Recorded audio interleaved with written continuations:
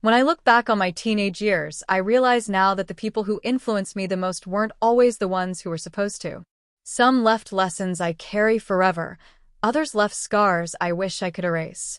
This story is one of those experiences that left me caught between confusion, anger, and a search for understanding.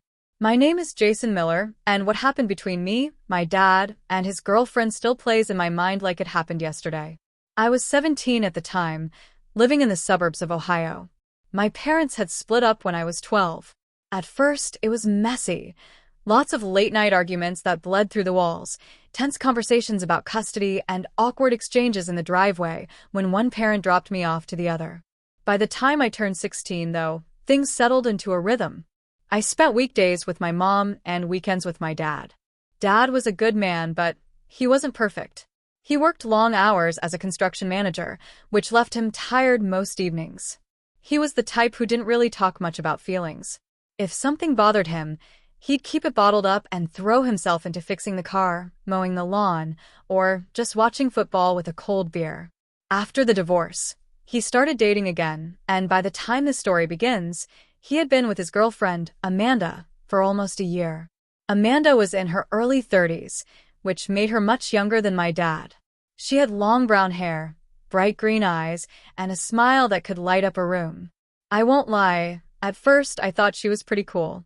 She was more talkative than my dad, full of energy, and always trying to get me to open up. She'd ask about my friends, my favorite music, and even what video games I liked. For a while, it felt nice. After all, most adults in my life treated me like a kid, but Amanda talked to me like I mattered. But over time, things started to feel different. At first, it was little things I brushed off. She'd compliment me more than usual, saying things like, "You're growing up to be so handsome, Jason." Or, "You look just like your dad, but younger." I didn't think much of it, though sometimes I caught myself blushing and feeling awkward.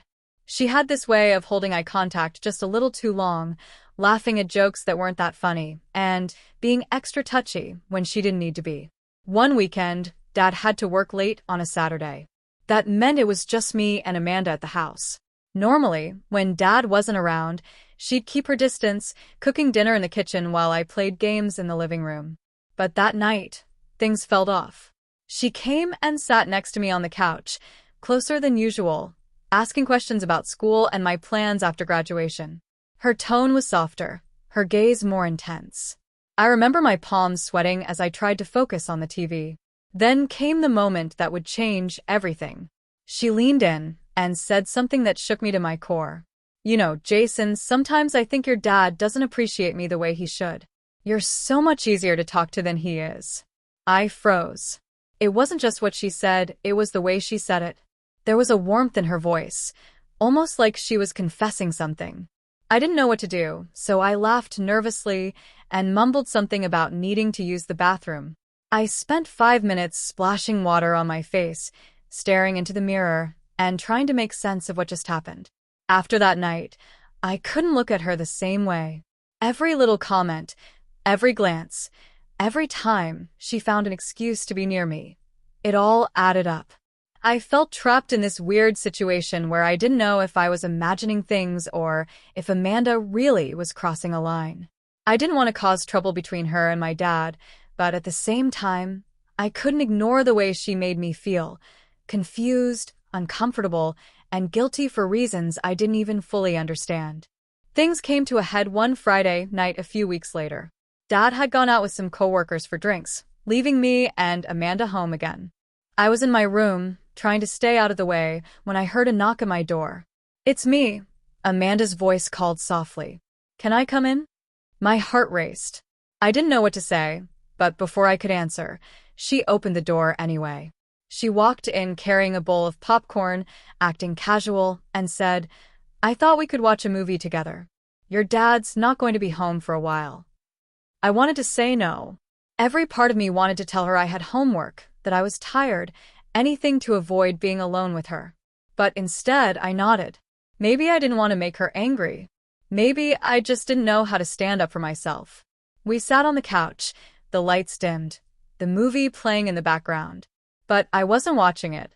I could feel her eyes on me, feel the tension in the air. At one point, Her hand brushed against mine on the couch. It lingered just a second too long.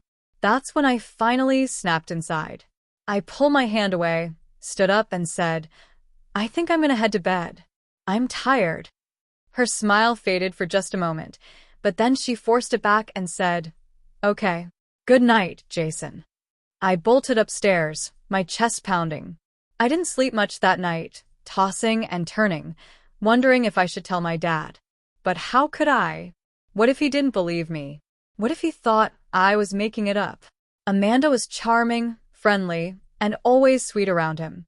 Who would he trust, his teenage son or his girlfriend? That question haunted me for weeks.